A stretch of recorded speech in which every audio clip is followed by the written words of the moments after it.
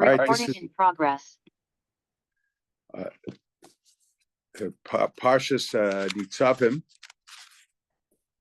the very strange Midrash Rabbah right at the beginning. Not that what the Midrash Rabbah says is strange, but the connection to Parshas Nitzavim is somewhat hidden.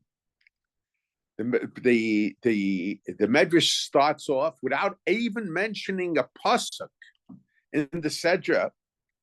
It says halacha. It's the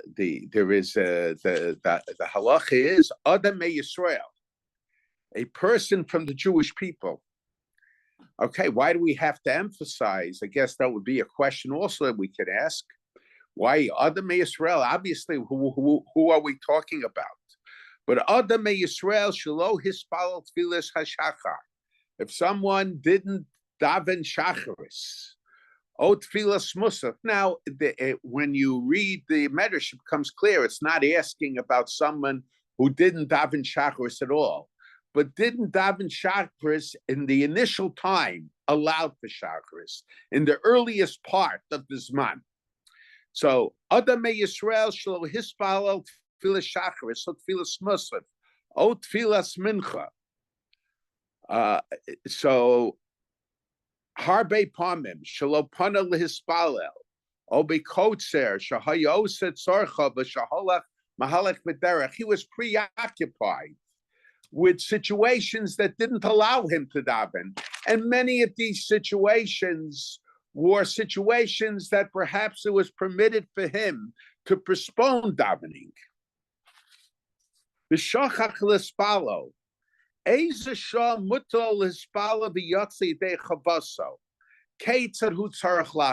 how long can he daven? What is this man tefillah?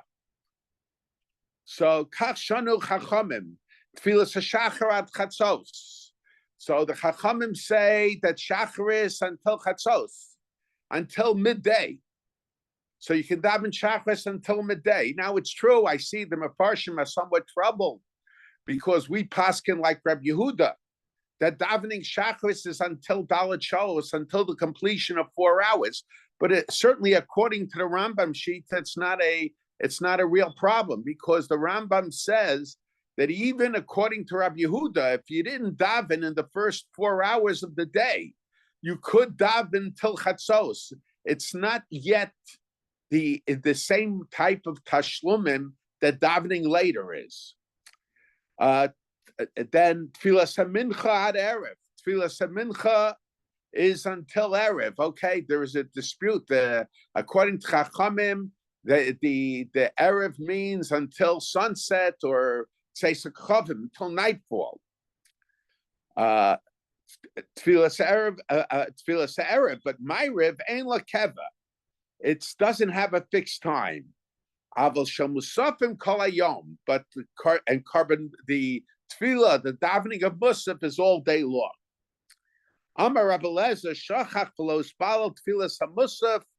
Let's say if someone didn't daven musaf early, so ubali spalel arvis, so mispalel tefillas hamincha v'achar kach musaf. So mincha, you daven mincha first and then musaf. There is a machlokas rishonim in what situation we're dealing with. Okay, lama shahakol b'itom isbareches, because the mincha tefillah that you'll daven in the before musaf will be more on time than the musaf davening, which was the davened later. Utfilas erev ein lo keva ad she'ala amud hashachar, but the davening of ma'ariv ein lo keva doesn't have a set time. The Gemara says it also means because tfilas arvis is rishus, it's a voluntary tefillah. Lama shekain ksiv ani ohavai ehav umishacharai yimtzuuni. For it's written, I love those who love me, and those who search for me shall find me. The question is, what does this have to do? What does this have to do with ma'ariv? I love those who love me, and those who search for me, I shall find me. Okay, we'll try Hopefully, we'll have enough time to explain all these factors. Whoever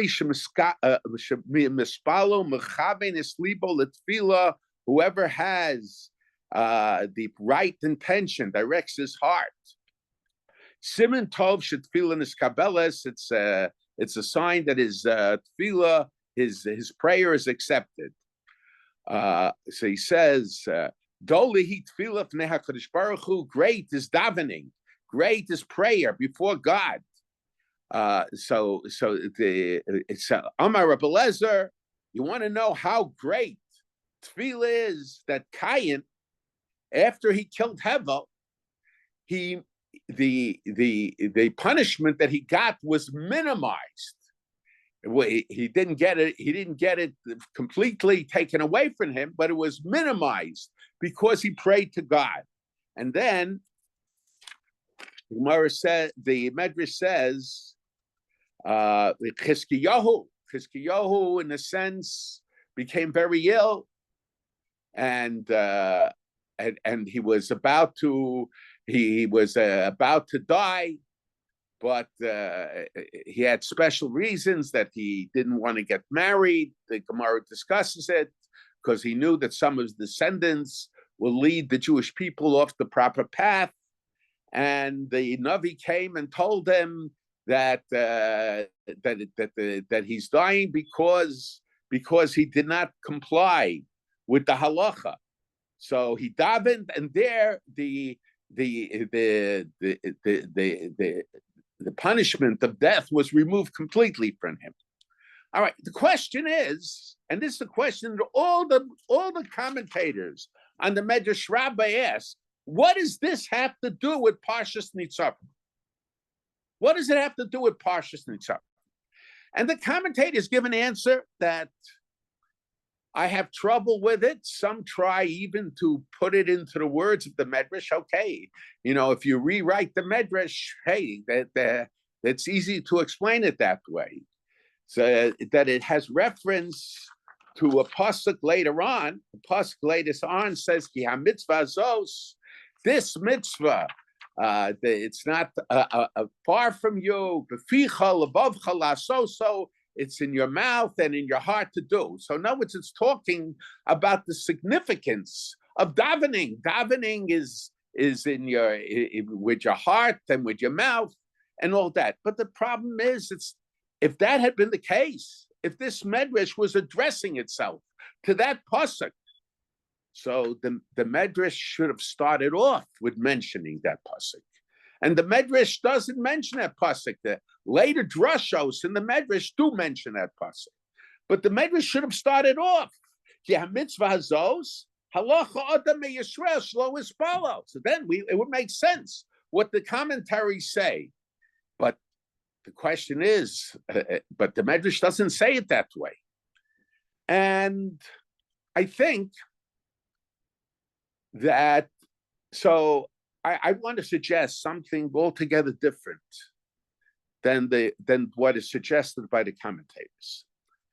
And there is now there's a very famous Reb Chaim. I've mentioned it many times before.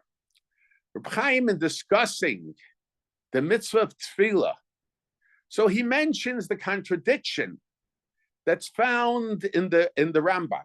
On one hand, there is a halach in the Rambam that seems to imply that one needs kavana, a person needs concentration, a person needs and he needs intention and concentration, mental focus throughout the whole davening. And if a person doesn't have concentration and focus, mental focus on the whole davening, on some level, doesn't have to be on a maximum level. So the Rambam, the way Reb Chaim read the Rambam, it seems that you do not fulfill the mitzvah of davening. But then there's another Rambam that says that after the fact, if you have concentration, mental focus, intention, kavana, in the first bracha of Shemona Esrei. So after the fact, that's okay also, just in the first bracha. And Reb Chaim suggests an answer that is a very, very interesting answer. It presents difficulties for everybody that wants to conform to it. But the Reb Chaim says that there are two forms of concentration during davening. One form of concentration during davening is the kavana, what he calls the kavana of Omed Lifnei Hashchina. The kavana of standing before God. And actually, to a certain degree, this has a special connection, even though the pasuk is not dealing with this week, with the mitzvah tefillah and on the simple pshat. But atem nitzavim hayom lifnei Hashem Elokeichem. When they made the bris, when they made the covenant, the Jewish people were standing before God. And Reb Chaim says this kavanah of standing before God, this mental focus, that applies to the whole Shemona Esrei. He says if a certain part of the tefillah is said and uttered without that realization, then it's considered as if you didn't say those words. What's the logic of Reb Chaim? The logic of Reb Chaim is very simple. If I stand before the wall and I daven, and I don't focus on the fact that I'm standing before God, that I am talking to God, that I'm making requests of God, so I'm talking to the wall. It's not even a halacha that I have to have that mental focus. If I don't have the mental focus, it's not davening. It's not, the mitzvah of davening is to talk to God, to request from God. And if you don't have the understanding that you're talking to God, that you're standing before God, so it's not davening. But then Reb Chaim says, there's another kavanah, another intention, and that is Perish Hamilah, where a person, now it's obvious, if someone doesn't have the ability to understand what he's saying, so that doesn't play a major role in his fulfilling the mitzvah of tefillah. But where a person has the ability to understand what he's saying, so after the fact, that's very significant in the first bracha. But in the other brachas, it's not so significant. Now, we really have to understand Reb Chaim.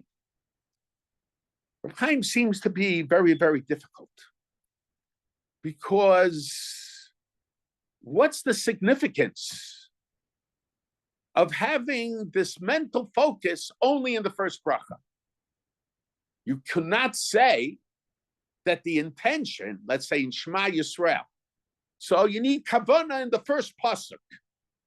And the kavanah, the intention you have in the first pasuk of Kabbalah So Malchus Shemayim can be said to apply to the rest of Shema, to all three parshios, even though you didn't have that intention in mind. Because very often what you do at the very beginning can be attributed to that which you do later as well. But if the kavanah, if the intention that a person has during the first bracha of the Shemona Esrei is in understanding the words of the first bracha, what does the bracha, the first bracha of Shemona Esrei tell us? It talks about the greatness of God. Okay, that certainly can apply to the other things. But it's called Birchas HaAvos. It's the bracha of the Avos. We speak of God as being the God of Abraham, Yitzchak, and Yaakov. So what is the special significance of that bracha in regard to the rest of Shemona Esrei? So why is it that bracha needs concentration and the other brachas don't need this concentration, don't need concentration of understanding the words? And I think, well, I want to explain that. Now my uncle in Nala Tshuva, he has a very beautiful thought there. And he mentions that in Yom HaKippurim, that in Yom HaKippurim, there is we say the vidui in every tefillah twice. In every prayer, we say it twice. Let's say, for example, Shacharis. We say it in the private Shemona Esrei, in the personal Shemona Esrei, the quiet Shemona Esrei that each individual says. But it's also repeated when the Chazan and the Chazaras Hashat says it. And there are some differences in the private Shemona Esrei. The vidui is said at the very end of the davening. Really, after you completed the Shemona Esrei. In a sense, it assumes a similar role. My uncle didn't say this. I'm ad-libbing that, so to say. It assumes a similar role to Tachan.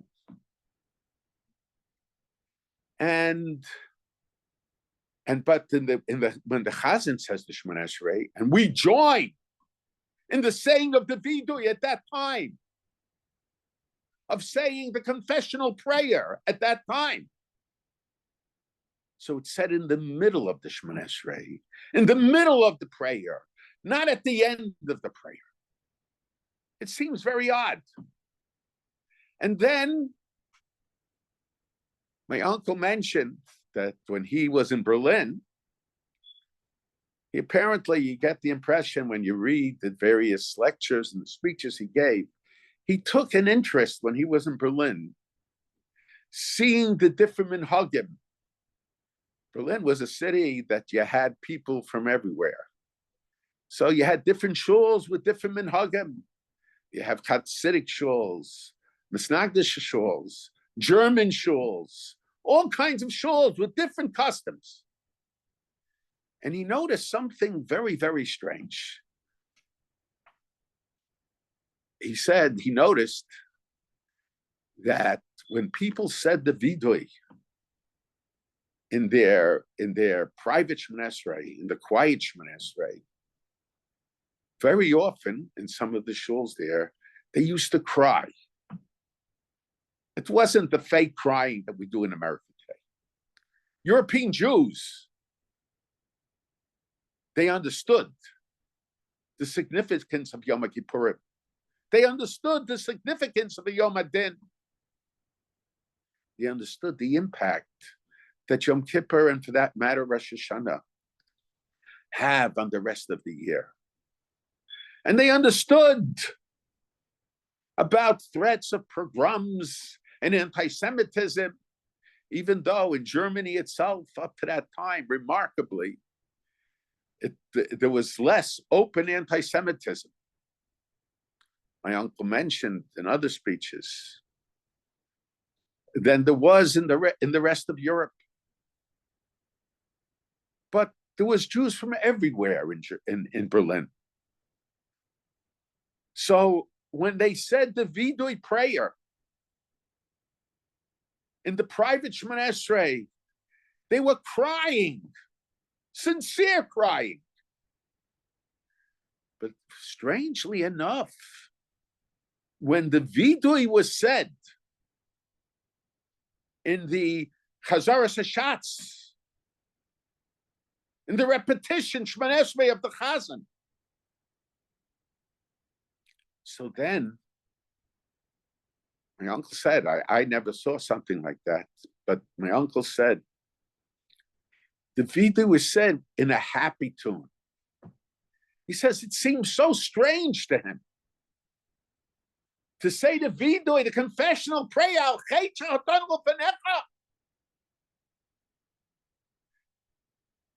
in a happy tune. Can't say that I would be able to repeat the tune. First of all, I never heard it. And secondly, even if I heard it, I probably wouldn't be able to repeat it. But Very strange. The private jet. First of all, it's very strange that you should say the bidui in a happy tune altogether. And then the contrast between the private Shemona Esrei and the public Shemona Esrei needs to be understood. And my uncle also was troubled that in when we say the bidui in the Chazoras Hashatz, so it's accompanied with slichos. And when the slichos, the words of the slichos are almost beloshen sivoi in the command form. Skol Avram Yitzchak Yaakov. Al Tefen El Kshiyom Hazeh. Remember, we command HaKadosh Baruch Hu. Where do we get the chutzpah to command HaKadosh Baruch Hu? Especially in the Vidui prayer. And my uncle suggested something very interesting. Very beautiful thought. He said that when we say the Bidui in the private Shemona Esrei, for the most part, we're coming as individuals. We're standing before God.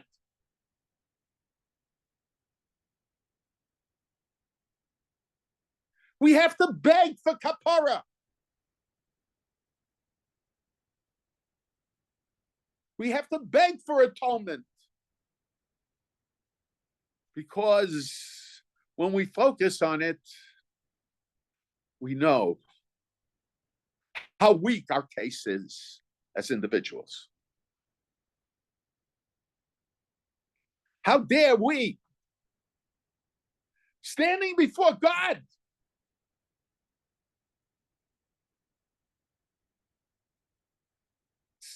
to talk about our transgressions.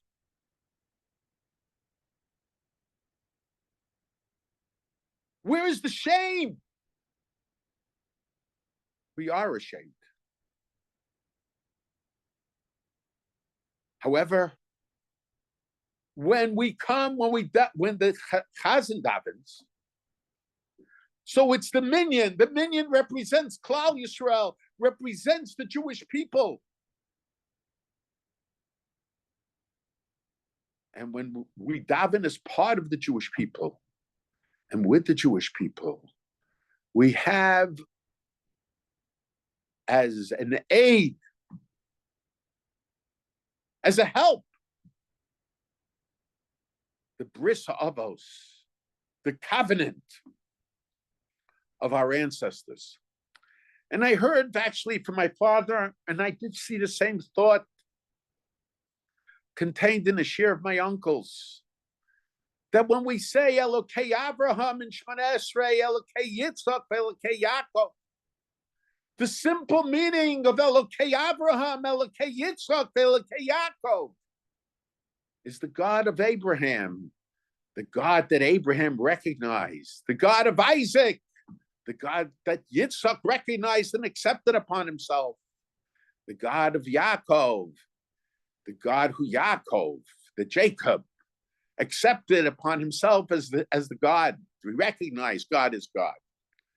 But there's an addition, that's for certainly true. But there's an additional explanation. Elokei Abraham, it's possessive. The God that belongs to Abraham. The God that belongs to Yitzchak. The God that belongs to Yaakov, that belongs to Jacob. What does it mean that God belongs to Abraham? The God belongs to Yitzchak, God belongs to Yaakov. My father would say, you have a major company. And that company writes a contract with the lowest of its workers. I don't know what today is considered the lowest of workers.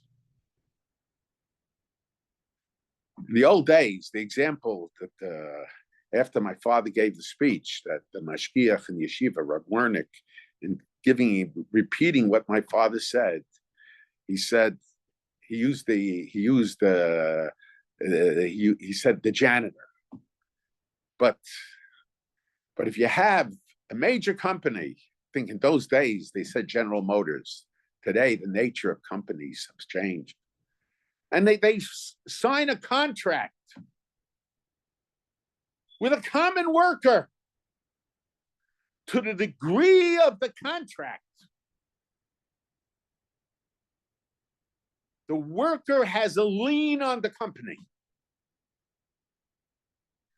HaKadosh Baruch Hu established the bris, a covenant. A covenant is like a contract with Avram, Yitzchak, and Yaakov. And to the degree of the covenant, the Avram, Yitzchak, and Yaakov have a lien, so to say, on HaKadosh Baruch Hu. And thereby, we, the descendants of Avram, Yitzchak, and Yaakov, have a lien on HaKadosh Baruch Hu also. In other words, when HaKadosh Baruch Hu, when we approach HaKadosh Baruch Hu, as the Jewish people, as the descendants of Avram, Yitzchak, and Yaakov, as the nation, then the Bris Avos is in full force. Because it's in full force, not only we can look forward to kapara if we do it the right way, but we could actually demand atonement, just as the lowest worker in the major corporation could demand the fulfillment of the lien that he has on that corporation because of the contract. So too we can demand. So when we say the vidoy in the Chazaras Hashatz, there we have the full strength. Of course, we are, even as individuals, we are descendants of Abraham, Yitzchak, and Yaakov. But those rights are somewhat more, are not as strong. But it has its maximum strength when we come as the nation of the children of Avram, Yitzchak, and Yaakov. And I think my uncle said, and that's why in the private Shemoneh Esrei in Berlin, they cried because they came as individuals. They didn't have that full strength of being the descendants of Avram, Yitzchak, and Yaakov. But when they had the Shemoneh Esrei, when the Chazaras Hashatz, when they repeated the Shemoneh Esrei, they felt somewhat assured that they will have kapara. They felt somewhat assured that HaKadosh Baruch Hu will help them out. All they had to do was do tshuva. So it was with joy that they did the tshuva. And especially it offered the opportunity that they felt that they would certainly have of being close to HaKadosh Baruch Hu, of being close to God. And my uncle then added, but he did, at least in the Al Tshuva, he didn't explain. And that's the reason why in the private Shemoneh Esrei, the Vidui is said at the end of the Shemoneh Esrei. And in the Chazaras Hashatz, it's said in the middle of the Shemoneh Esrei. And I compared it, and trying to understand what my uncle was saying. I compared it to Tachanun. We don't say Tachanun on holidays. Okay, we certainly do Yom Kippur, but we don't say Tachanun. Why? Because Tachanun is a form of tzedakah. It's crying out to God. And we want to show that every day, even a day of Yom Kippur, where tzedakah is proper, we want to show that it's a holiday. And tzedakah is not usually associated with holidays. So in order to show that there is so the custom is that we don't say Tachanun. It's more than a custom. You see some very serious things happen, even on Rosh Chodesh, if you don't say Tachanun. If you say Tachanun when you're not supposed to. But what I think is the idea. When you're standing in the middle of Shemoneh Esrei, as Reb Chaim said, you're Omed Lefnei Hashchina. You're standing directly in front of HaKadosh Baruch Hu. When you're standing in the private Shemoneh Esrei, you're embarrassed, you're ashamed. And then as you're leaving the throne room of HaKadosh Baruch Hu, it's your last chance as an individual. So then, it's an act of desperation as I'm leaving the throne room to say the vidui. So it's at the end of the Shemoneh Esrei. It's an act of desperation. I was too embarrassed, too ashamed. But when I say it, when I say it together with the minyan, when the tefillas hot tzibor, as many call it, the Shemoneh Esrei of the tzibor, who represent the Jewish people. So then I feel that I have strength. I have strength because I have the Bris Avos with me. And that strength is maximized when I stand together with Klal Yisrael, when I stand together with the Jewish people.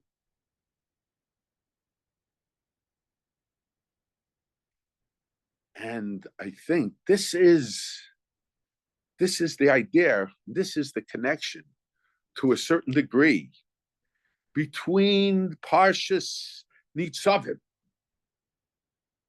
and this week's Sedra, between Nitzavim and the Midrash Rabbah. And the reason the pasuk isn't mentioned because it's the first Midrash on the Sedra, so it's obviously, unless a different pasuk is mentioned, you assume it's dealing with the first pasuk. Atem nitzavim hayom kulchem lefnei Hashem. When it's kulchem, when it's all of you, it's nitzav. What is the difference between nitzav and omeid? The difference between nitzav and omeid is that nitzav is to stand with strength. I think I once saw that. I don't remember if it was in the Malbim or in the Hamek Dover of the Nitziv. As a matter of fact, wherever I saw it, they pointed out that the word nitzav, which means to stand with strength, omeid means to stand, doesn't mean to stand weakly. It's just a general term for standing. But nitzav is standing with strength. An officer is called a nitziv. Why? Because an officer has strength. So atem nitzavim hayom kulchem lefnei Hashem. When all of you stand together, then you're standing with strength. And what's interesting, and this is maybe a side point but I think it's very important today. Roshechem, Shivtechem, Skenechem, Beshotrechem, Kolish Yisrael. The heads of your tribes, your elders, your officers, all the men of Israel. It didn't say just Kulchem. It delineated the different people. And I've mentioned, why is it? Because there's a mistaken impression. And to a large degree, this mistake is being perpetuated by our educational systems. Not everybody has the same role in life. I remember my father would always say, "Vayivra Elokim es Adam b'tzalmo, b'tzelem Elokim baroso." God created man in his image. In the image of God, he was created. It seems redundant. And my father said, "Vayivra Elokim es Adam b'tzalmo." God created man in his image. My father would use the expression, it's with a small h. Each individual has his own role in life, his own task in life. As one Hasidic Rabbi once said, if they'll ask me, why weren't you like Rabbi Akiva? I'll say, because I wasn't Rabbi Akiva. If they'll ask me, why weren't you like the Rambam? I'll say, because I wasn't the Rambam. If they'll ask me, why weren't you like the Baal Shem Tov? I'll say, I wasn't the Baal Shem Tov. But if they'll ask me, why weren't like you? Why you should have been, I will have nothing to answer. We are not going to be held responsible. Why we aren't like this other person. But what we will be held responsible for is why weren't we the way we could be? And in essence, that's what the mitzvah of tshuva is. The mitzvah of tshuva is to reassume our shlichus, the mission that we receive from HaKadosh Baruch Hu. You don't have a tzibur. You don't have a functioning tzibur if everybody does the same thing. You don't have a functioning tzibur if everybody is a rabbi. You don't have a functioning tzibur. You need a variety of people. And each person serves HaKadosh Baruch Hu in the way he was. And this was apparently, and there is a certain attitude that everybody has to be the same. And this is unfortunate. It's unfortunate. It's part of our educational system. But Klal Yisrael needs many different types of people. And if everybody is the same, you might have robots, but you won't have a community. So each person was given his own mission in life. But so that's the Tzelem Elokim in him. And this I think, my father once said, the very strange Rambam in Hilchos Tshuva. The Rambam in Hilchos Tshuva says that every person has the ability to be like Moshe Rabbeinu, a tzaddik like Moshe Rabbeinu, and every person has the ability to be a Rasha like Yeravim ben Vat. He talks there about freedom of choice, Bechira Chavshis. And the question is, how is it possible? I mean, to be like Yeravim ben Vat, okay. But to be like Moshe Rabbeinu, It almost sounds like apikorsis. My father said that each person has the ability to fulfill their mission in life the way Moshe Rabbeinu fulfilled his mission in life.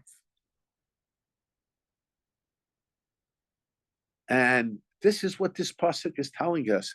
When are we together as one? Not when each one is the same person individually, but when each of us fulfills their mission in life, their role in life. So atem nitzavim hayom kulchem lefnei Hashem Elokechem. But when is it that when it's kulchem? When are we together? When there is Rashechem, Shivtechem, Shotrechem. Kol ish Yisrael, each person, Tapchem, Neshechem, Begercha, Shebekerach Mechnecha, Mechote Beitzecha, Ad Shoiv Meimecha. These are all examples. But that's all part of forming one community, of being one person, one people. And it's interesting. So now, I think, now by tefillah, there are zmanim, there are different times. And there's a discussion, what are the zmanim, what is the foundation for the zmanim in tefillah? The Gemara and Brachas discuss it, whether it's based on the karbanos, on the sacrifices, or those who say avos tiknum, it's based on certain points of the day. Avram Tikein Tefillah Shacharis, Yitzhak Mincha, Yaakov Ma'ariv. It's identified with different points in the day. Abraham, Vayakum Avram Baboker, El Amochom Asher Amad Sham Barishona. Now it's interesting that that tefillah, the tefillah is identified, tefillah Shacharis, we learn out from Avram. Why do we learn it out from Avram? But by Avram, it says, Asher Amat Sham Barishona. And the Gemara in Brachas says, Ein Amida Ela Tefillah. So standing is an expression used in regard to tefillah. So but we point out that Nitzav, that's a form of standing. That's standing with strength. So when it's Kulchem, so Nitzav is a form of Omeid. Nitzav is a form of Omeid. So in a sense, from a drush perspective, you could say, Atem Nitzavim Hayom Kulchem. Any act that is identified with Amida, if it's done in a particular way, it could be identified as Nitzav, as standing with strength. When the Jewish people stand together, Lefnei Hashem, and Lefnei Hashem means before God. And there is almost no mitzvah in the Torah that could be identified as standing before God like the mitzvah of tefillah. That's part of the definition of tefillah. But it's only nitzav if it's kulchem, it's all of us. But I think perhaps the Midrash is pointing something else out. The Midrash is somewhat cryptical here. I think the Midrash points out there is zmanei hatefillah, zmanim for tefillah, times for tefillah. And the times for tefillah, of course, they have their reasons because of the karbanos, and because Abraham davened at that time, Yitzchak davened at that time, Yaakov davened at that time. It could be some discussion at to what point during that period of time that they daven. You take a look at the Gemara in Yuma.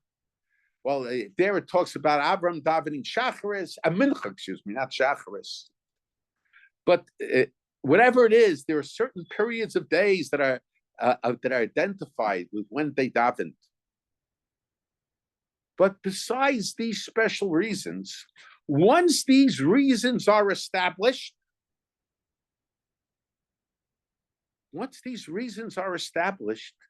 so in a sense, these times of tefillah are mitzvare, bring together, connect all the Jewish people davening. If I daven at the same time and another Jew davens at the same time, and we might not be davening in the same room, and especially with the different time periods, the international datelines, with all of that. But my tefillah in the afternoon is identified with his tefillah, his prayer in the afternoon, even though his afternoon and my afternoon might be two different afternoons. So the zmanim, the times of the tefillah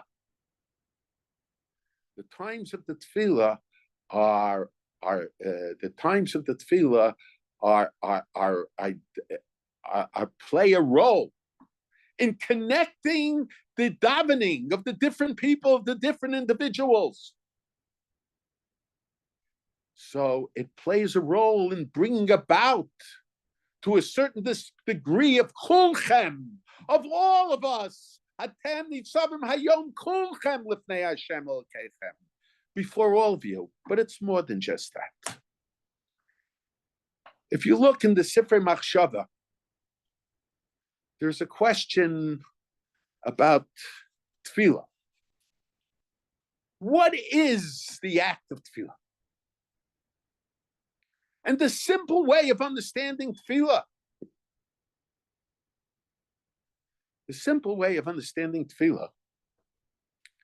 is that tefillah, we go to God. However, the truth of the matter is, there seems to be indications that tefillah is when God comes to us. Gemara in Brachas, my uncle points that out in the halacha shir. My uncle's feeling was different. My uncle's feeling was, for other reasons, and he didn't discuss any of what we're discussing. My uncle said that tefillah, God comes to us. He showed in the Rambam that the mitzvahs of preparing for Shabbos are very similar to the halachas of preparing for tefillah, washing oneself, sitting and waiting, going out to greet the Shabbos, Kabbalah Shabbos. The Shekhinah comes to us on Shabbos. And tefillah, my uncle said, the Shekhinah comes to us also. I have some indications from Psukim for that matter also, but my uncle's attitude towards tefillah, it's in the Shiurim L'Zeicha B'Mari, is that HaKadosh Baruch Hu comes to the Jew for tefillah. I was thinking of the Midrash Rabbah. Midrash Rabbah says someone is preoccupied.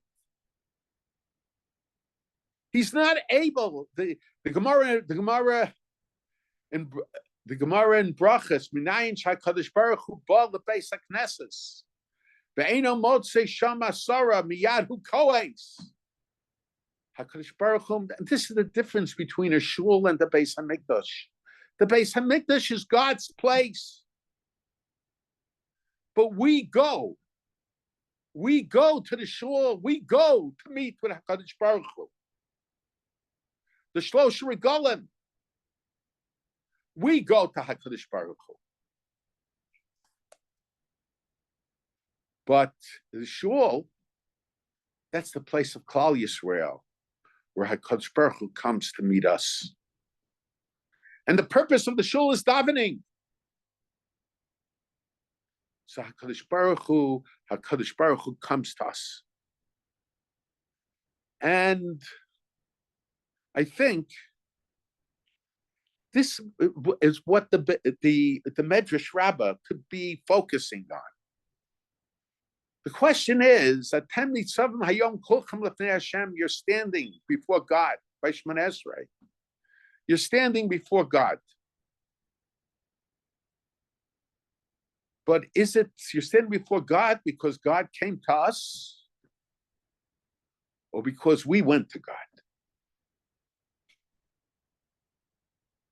And I think the Midrash says, well, if HaKadosh Baruch Hu comes to us, logic dictates that HaKadosh Baruch Hu is there as soon as the Zman of Tefillah begins. But what happens if I'm preoccupied?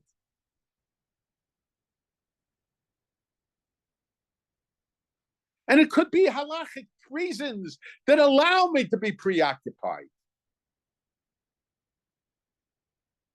Is God still there for the whole Zman? And the answer is yes, God is still there. God waits for us to come.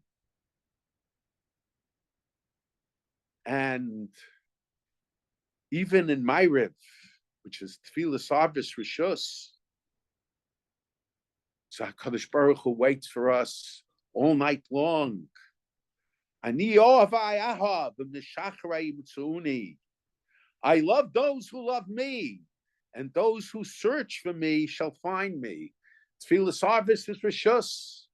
And I'm the one, if it's up to me, to daven. But nevertheless, HaKadosh Baruch Hu waits for me.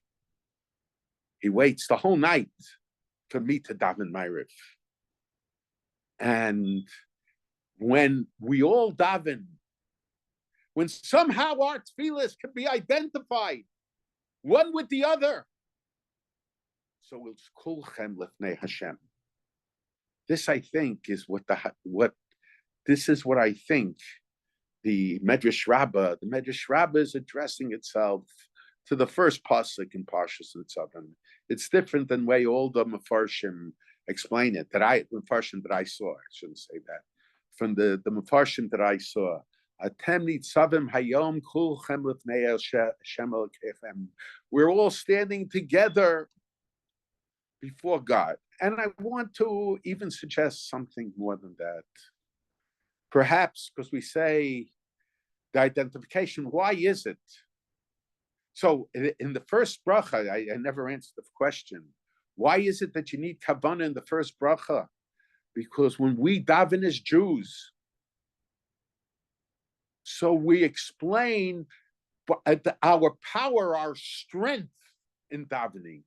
Our strength is the fact that we're Elokei Avraham, Elokei Yitzchak, that God is Elokei Avraham, Elokei Yitzchak, Elokei Yaakov. Not only do we recognize HaKadosh Baruch Hu as our master, our king, our God, but to a certain degree, we have a lien on HaKadosh Baruch Hu. And it's by that right and by that strength that we approach HaKadosh Baruch Hu in Tefillah and ask him. And sometimes we can even demand of him. But this is only maximized when Klal Yisrael stands together. Yes, even as individuals, we're descendants of Abraham, Yitzchak, and Yaakov.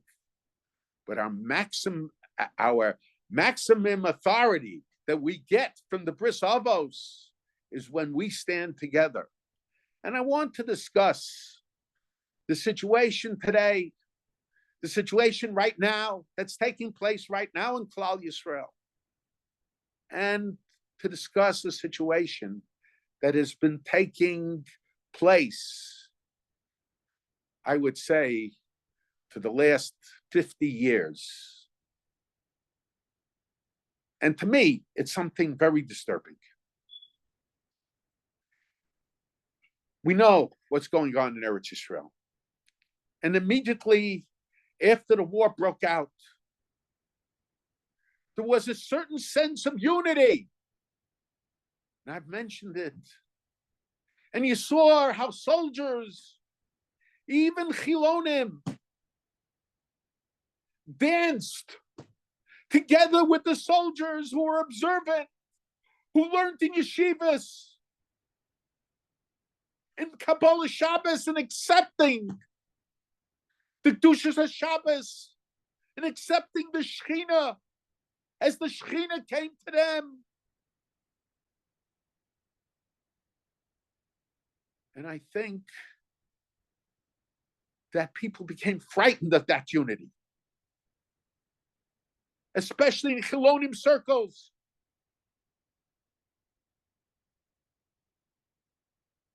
Why did they bring up now?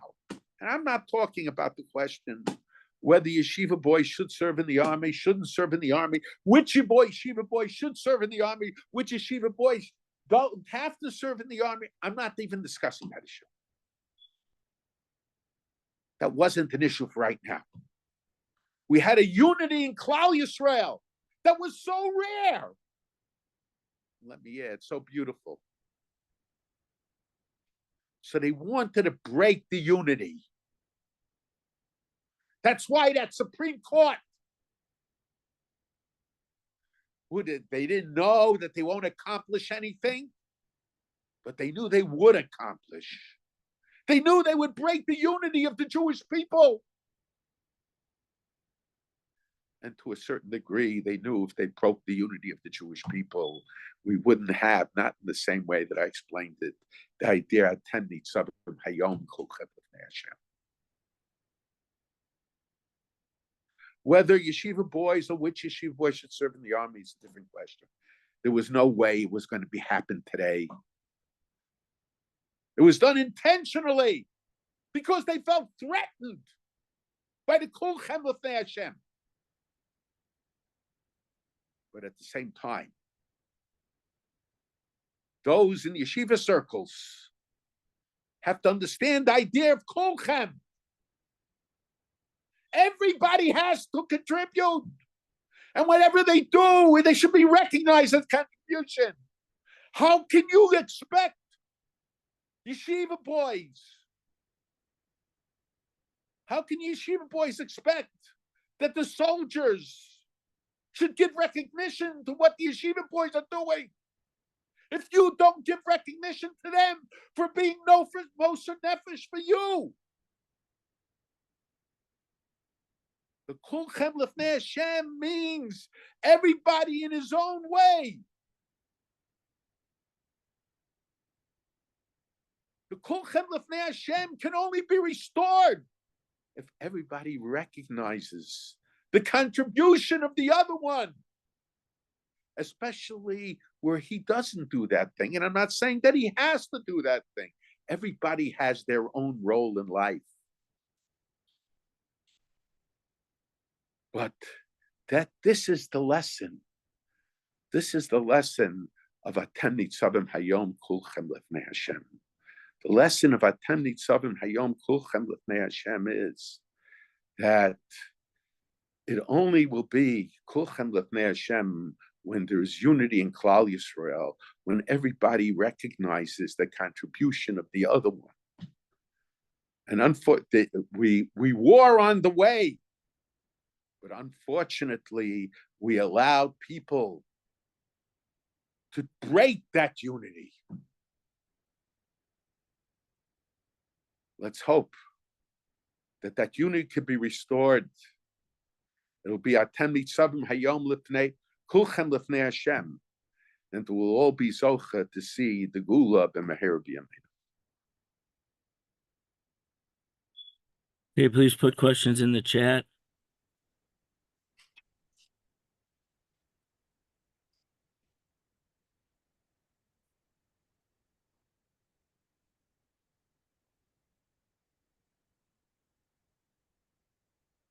I just the idea of Ani ohavai ehav mishacharei mitzuuni.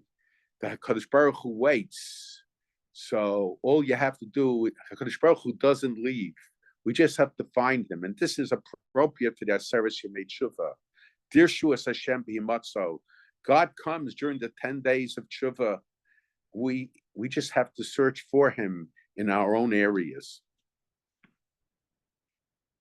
God is waiting for us to do Tshuva.